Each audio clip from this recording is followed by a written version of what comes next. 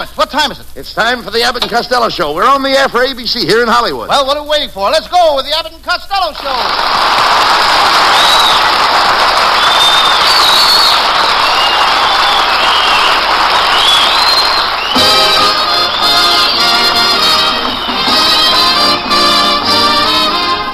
Yes, it's the Abbott and Costello Show, produced and transcribed in Hollywood for your listening and laughing pleasure, with chuckles by the carload and music by Matty Malnick.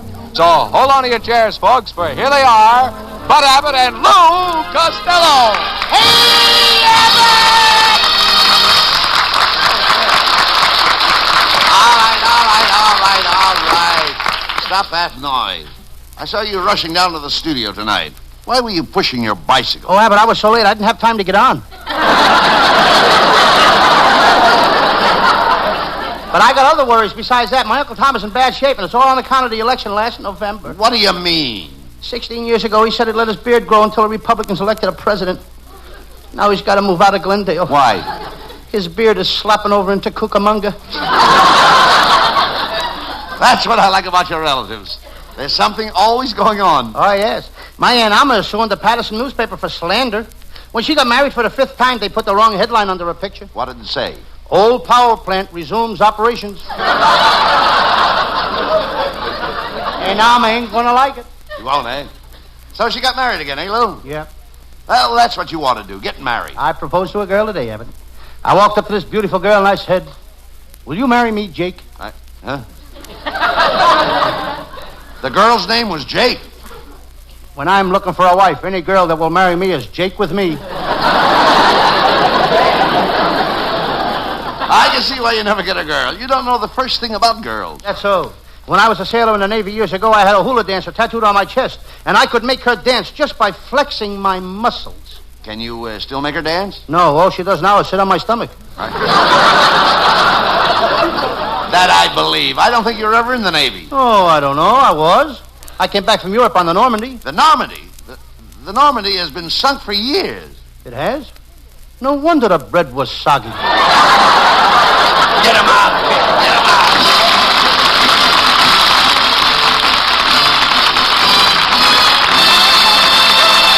In for some real laughs with our zany stars tonight.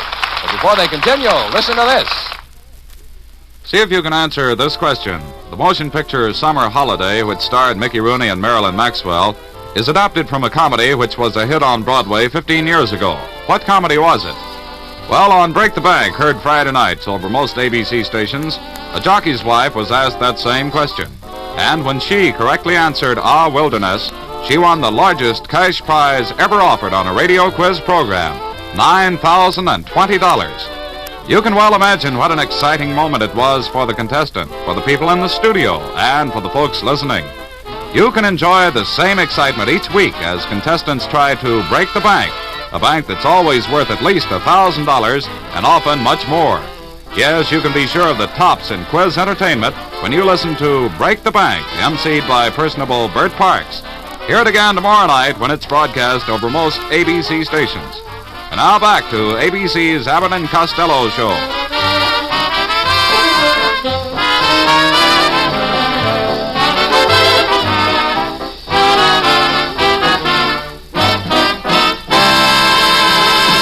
Hey, A, B, C, D, Abbott. All right. What's the matter with you? You look so unhappy. Strange thing happened to me last night. What do you mean? I woke up at 6 o'clock this morning, and there was a horse in my bed, and the light in my room was lit. That is strange. Yes, I always turn that light off before I go to bed.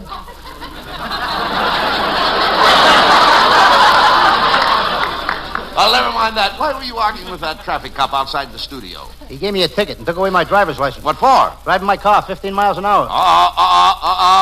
He can't give you a ticket and take away your driver's license for that. You're allowed to drive 15 miles an hour. Through the lobby of the Roosevelt Hotel? What were you doing in the lobby of the Roosevelt Hotel? I live there, in the lobby of the Roosevelt Hotel. But I don't like the room they gave me, so now I'm thinking of moving over to the YWCA. YWCA? There's nothing but girls at the YWCA.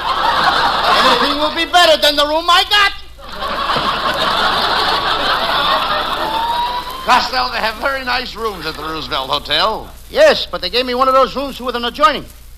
The adjoining what? I don't know. I've never been able to get the other door open. Oh, never mind that. Wait a minute. What have you got in that big package under your arm? A waffle iron I got for Christmas, and it's no good. I'm taking it back. What's the matter with it? Well, I ironed a waffle with it this morning for 3 hours. It still had wrinkles in it. There's what? I said I ironed a waffle with it this morning. And for 3 hours, it still had wrinkles in it. You dummy Wrinkles were still in a waffle. All right, I heard it. Wouldn't iron it. What's the matter with you? Ever tried to iron a waffle? Well, wait a minute. Waffles What are you making a big thing out of ironing a waffle? Wait a minute. Don't shout at me. I ironed a waffle this morning and couldn't get the wrinkles. All right. But there's supposed to be wrinkles in them. That waffle iron is all right. You just don't understand anything about machinery, that's all. How can you say that? I've invented plenty of machines.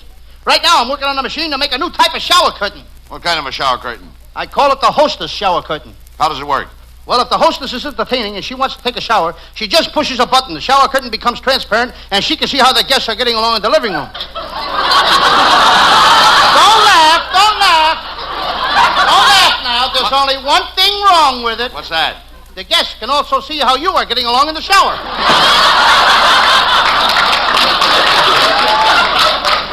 You and your silly inventions. They never work. Yeah, well, I got a new one now that works. It's a mouse trap that kills a mouse every time. Well, how does it work? Well, for bait, I use a pretty little girl mouse in tights. A male mouse sees her, makes a date with her, and takes her out to Ciro's. How does a mouse get killed? Crossing Hollywood Boulevard. It kills him every time. Costello, you'll never make a nickel with your silly inventions. You've got to remember that success stems from hard work. Take Betty Grable. Yeah. Her success stems from hard work. Right. Take Esther Williams. Her success stems from hard work. Take Greer Garson. Her success stems from hard work. Where am I going to get some of those stems? Costello, how can you be so stupid? Are all your family idiots? I guess they're all idiots, except my brother Pat. He's a Republican. Your brother Pat. There's a fine specimen. Yes? I saw him on the beach at Santa Monica Sunday. His wife wasn't feeling good, so he took her down to the ocean. Sat there holding his wife's head in his hands for 2 hours, and a cop arrested him for it. Why? Lots of fellas hold their wives' heads in their hands. Underwater?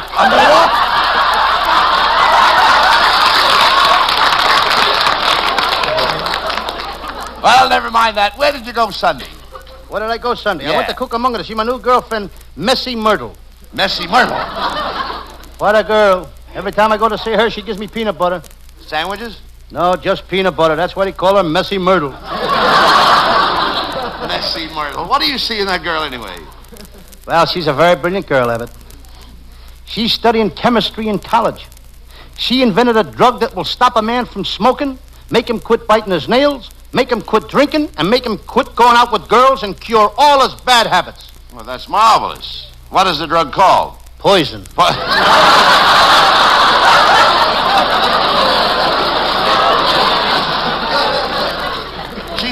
She sounds like quite a girl, Lou. Yes, she is. But I'm thinking of breaking off with her. Myrtle said something to me that got me so mad that I may never see her again. What did she say? She said she never wanted to see me again.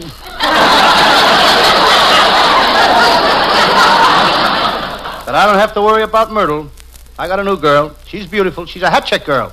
But I'm kind of suspicious of this one. What do you mean? I think she's going out with another guy. Oh, now what makes you think that your hat check girl is going out with other guys? Last night, when I left the house, she handed me the wrong hat. Wait a minute. Was it a brown fedora with a little green feather in the band? Yes. Well, here's the check, Costello. Give me back my hat. Okay, and I'll give you back that joke, too. Why don't you stop chasing around? Find a beautiful woman like my wife and get married. Your wife is beautiful? Sure, she has shoulders. Her shoulders are 23. Her waist is 24. Her hips are 35. How does that stack up with the girls you go out with? The girls I go out with are the same age all over.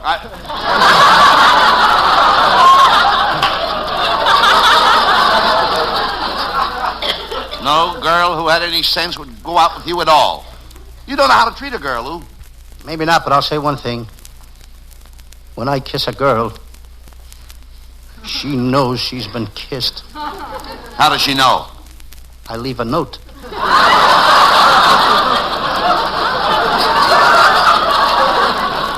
Costello, why don't you try to be like me? Now, I can get any girl I want. I know that, Abbott. You got personality. I wouldn't say that. You're very charming. Oh, I wouldn't say that. And you're... Handsome? Yeah, you're handsome. Oh, I wouldn't say that. I wouldn't either, but you tricked me into it. Just step right over here with me, will you, Harry? Just a minute. What are you two guys doing in here? It'll only take a minute. Now, would you open your mouth, Mr. Costello? Yeah, okay. Just a little wider, please. All right. There. See that, Harry? Way in the back. Right next to the gold tooth. Right there. Uh-huh. Yes. It's beautiful.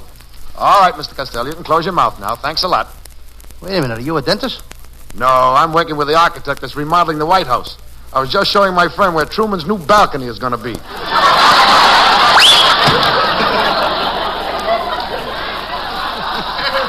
You know, Abbott, I'm the guy they need in Washington. I've got a scheme to get all the nations in Washington together. How can you do that? With the stuff we're shipping abroad. Why, we'll ship all our potatoes to Germany, all our carrots to France, all our onions to Russia, and all our meat to Italy. Well, wait a minute, Lou. How will that get the countries of Europe together? If they want a beef stew, brother, they'll have to get together. Well, hello, boys. Well, look, Costello, it's our lovely secretary, Viola Vaughn. Viola, you look wonderful tonight. Oh, and you look nice, too, Bud. Thanks. Say, Costello, you look very pretty tonight. I've never seen you so dressed up. Wait a minute. Isn't that smoke coming out of your coat? Yes. I ran out of cologne, so I'm burning incense in my vest pocket. Oh, my. You're really sharp tonight, Costello. And I feel so romantic, too. Come over here and put your arms around me. Oh, well, I'd like to, but I can't. Doctor's orders. Oh, what has your doctor's orders got to do with you putting your arms around me? He warned me not to take any long trips.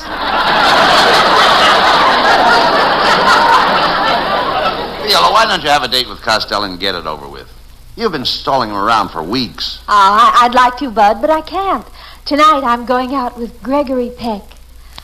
Gregory Peck? Oh, Viola, I've got everything Gregory Peck has got and more to boot.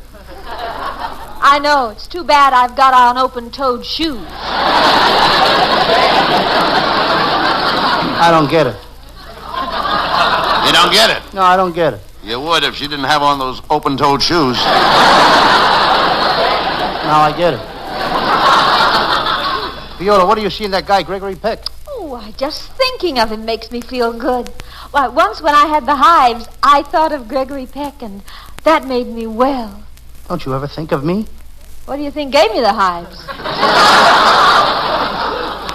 That Gregory Peck must be quite a man. Oh, he is, Mr. Abbott. He takes you out, buys you a 7-course dinner, takes you to 3 or 4 nightclubs, and then gives you $20 per cab fare home.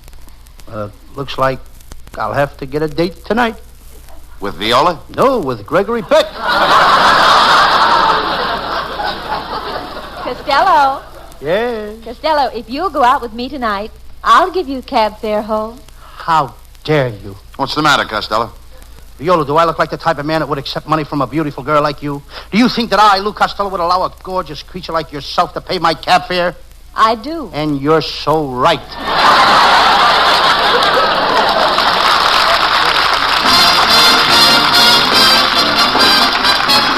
And there's a lot more mad stuff still to come. But right now, a change of pace. Let you hear this. As a rule, friends, we Americans see things pretty clearly. We should. We live under a self-imposed government, the most enlightened in history. We enjoy an extensive system of free education. We keep up to the minute through a tremendous, active free press and radio. But in spite of all this, many Americans show alarming symptoms of a blind spot. Sometimes it's just talk, so-called harmless talk about fellow Americans of another race or color. But talk often becomes discrimination.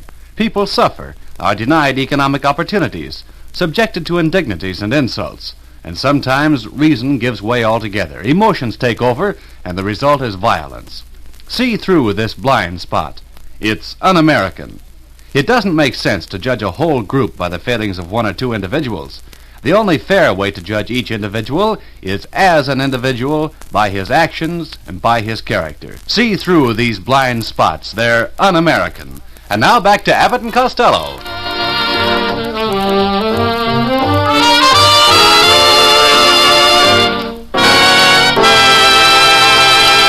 Here he is, ladies and gentlemen, the singing star of our show, Hal Winters, with Matty Malnick's orchestra.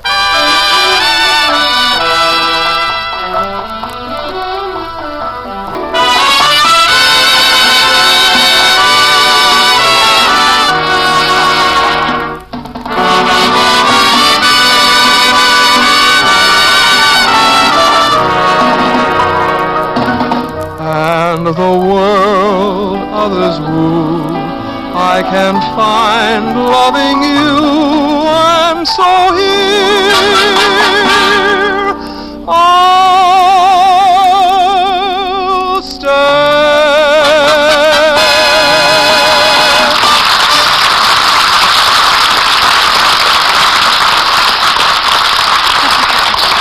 Costello, what have you got in that box you brought in here tonight? My Sam Shovel detective disguises. I worked on a case last night and I wore a disguise. You did? Yes. You should have seen me. I had a big bandage on my head, one arm in a sling, bandage. I had Band-Aids plastered all over my eyes. My left leg is in a cast, and I hobbled along on crutches. Well, what were you disguised as? A California pedestrian.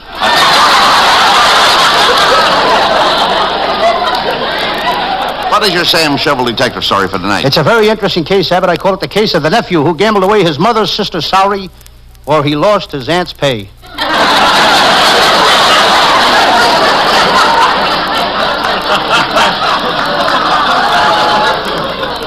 Well, let's get on with the case.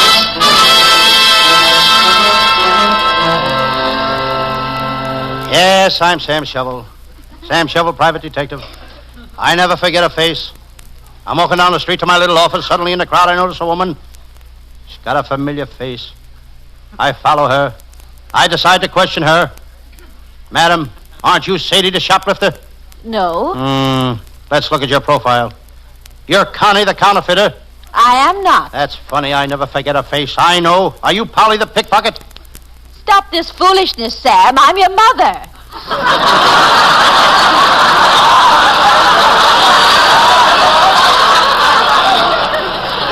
And don't forget to come home for dinner. I knew I seen her someplace. There goes one of those new underslung 1949 Hudsons.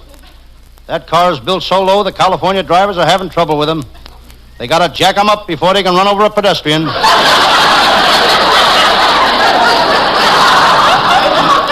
This detective business is no cinch. It took me 5 years to get a toe hole on this business.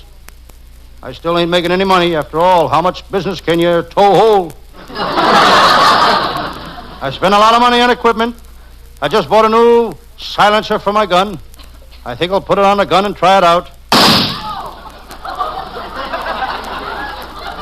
Perfect. Best silencer I ever had.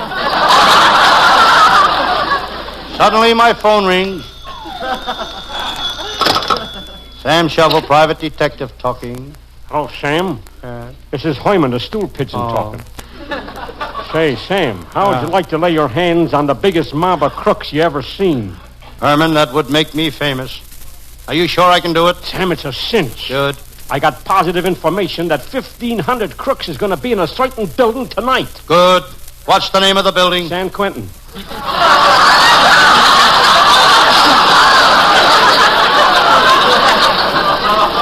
So long, copper. It's times like this that I wish my pal Lieutenant Abbott of the Homicide Squad was here. Abbott is a real cop. Even his father was connected with the police department for years. He was connected with the police department the hard way. The hard way. By handcuffs. Lieutenant Abbott is no fool. He knows how to get promoted. Ever since he joined the department 5 years ago, he's been licking the captain's boots. He never got promoted, but now the captain has the cleanest boots and Abbott has the muddiest tongue in town. Abbott is a shrewd cop. He always keeps his eyes peeled. He has to keep his eyes peeled. His head looks like an Idaho potato. Abbott is carefree. He's really carefree. He don't care for nothing unless it's free. Hello, Sam. It's my pal, Lieutenant Abbott. And I dare say you look very pleased with yourself, Lieutenant Abbott. Yep. I just did a good deed. I captured an old crook. He's 97 years old. The judge gave him life. But I felt sorry for him, Sam. What did you do? I had his sentence cut to 20 years. That's my pal, Abbott. Square shooter. His motto was an eye for an eye and a tooth for a tooth. But it don't do him no good. Very few people want to trade eyes and teeth. Sam, my wife wants you to come to our house for breakfast tomorrow morning. I'll have to get out of this. Abbott's wife is the worst cook in the world. I had breakfast there yesterday, and it was the first time I ever tasted burnt orange juice. Sam,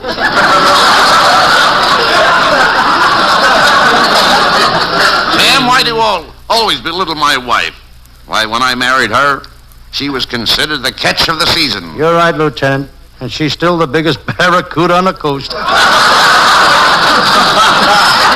that, Sam. What case are you working on?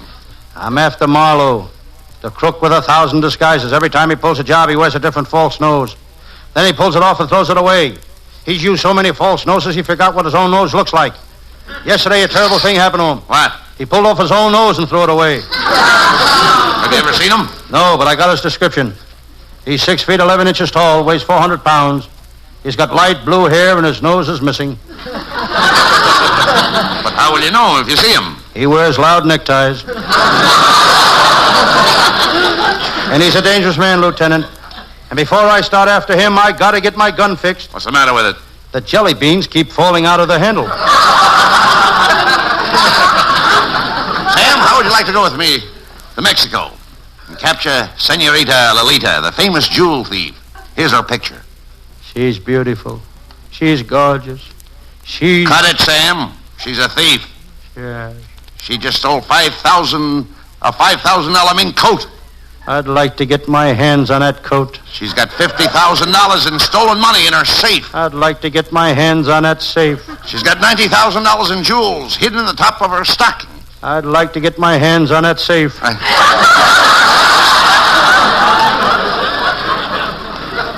Sam, this trip to Mexico will be dangerous. Have you ever been to Mexico?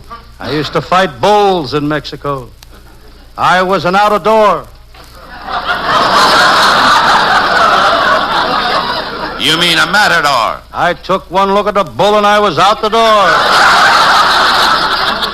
Sam, you'll find that Mexico is different from California. There the people drink tequila instead of whiskey. That's different from California. They wear serapes instead of coats. That's different from California. They take siestas in the afternoon, and you can see people lying all over the streets. Same as California. Let's go, Sam. We're off for Mexico to capture Senorita Lolita. Good.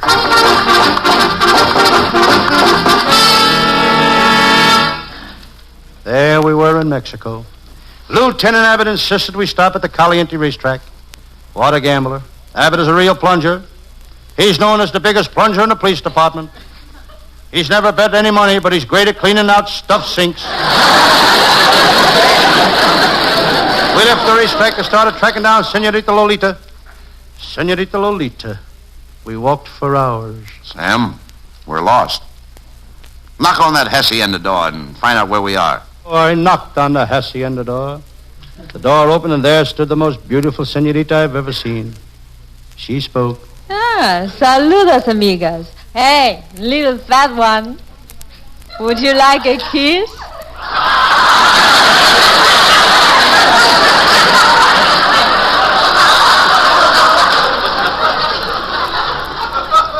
Believe me, this girl was beautiful. As I looked at her, eyelids fluttered, and my blood rushed to my head. Senorita, you are so beautiful. Sam, that's the girl we're after. Yes. That's Senorita Lolita. Yes. She's dangerous. Be careful. I will. Okay. In spite of the lieutenant's warning, I felt myself slipping. I spoke to the gorgeous Senorita. Senorita, you are beautiful. You remind me of a girl that I was in love with, except for the style of your clothes. You don't say. How did your girl dress? I don't know. She always pulled her shades down.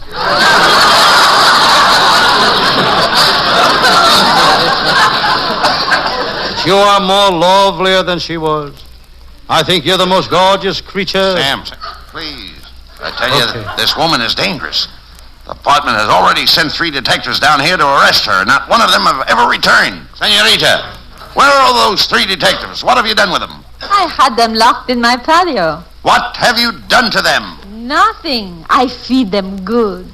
I kiss them and I hug them. And then I lock them back up in the patio. Sam, we've got to save those men. I'll save them, Lieutenant. I'll break down that patio door. Men, I'm Sam Shovel, the detective. I've come to take you out of here, away from Senorita Lolita. You're free, men. You're free. Now, what have you got to say? Hit the road, Sam. Go on, get lost, you schmo. Hit the dirt, you squirt. Get me out of here!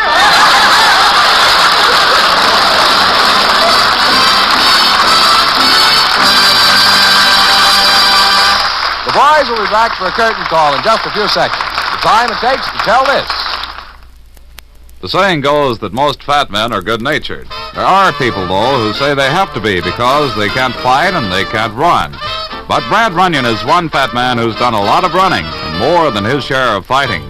He's the private detective on The Fat Man, heard Friday nights over most ABC stations. When Master Detective writer Dashiell Hammett conceived the character of Brad Runyon, he saw in his mind's eye a tough criminologist who tipped the scales at 241 pounds, who appeared slothful but could move at a speed almost equaling his lightning thinking. From the first, radio audiences were attracted by the rapid-fire action and suspense of each Fat Man mystery. Now, vast numbers of listeners make the Fat Man program a Friday night listening habit. So, for exciting entertainment, join the millions hearing Dashiell Hammett's Fat Man when it's on the air tomorrow night over most of these ABC stations. And now back for a final word from ABC's Abbott and Costello show.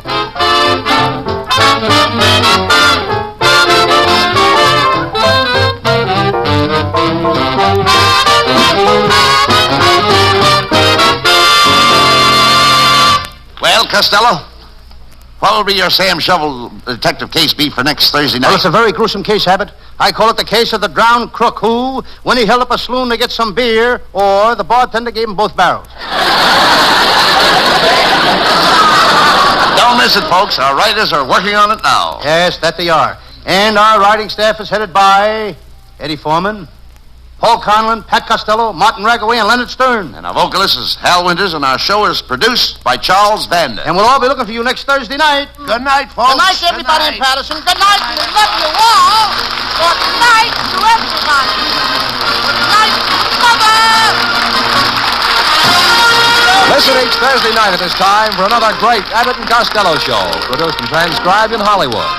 Be sure to stay tuned for the outstanding entertainment which follows throughout the evening on this ABC station.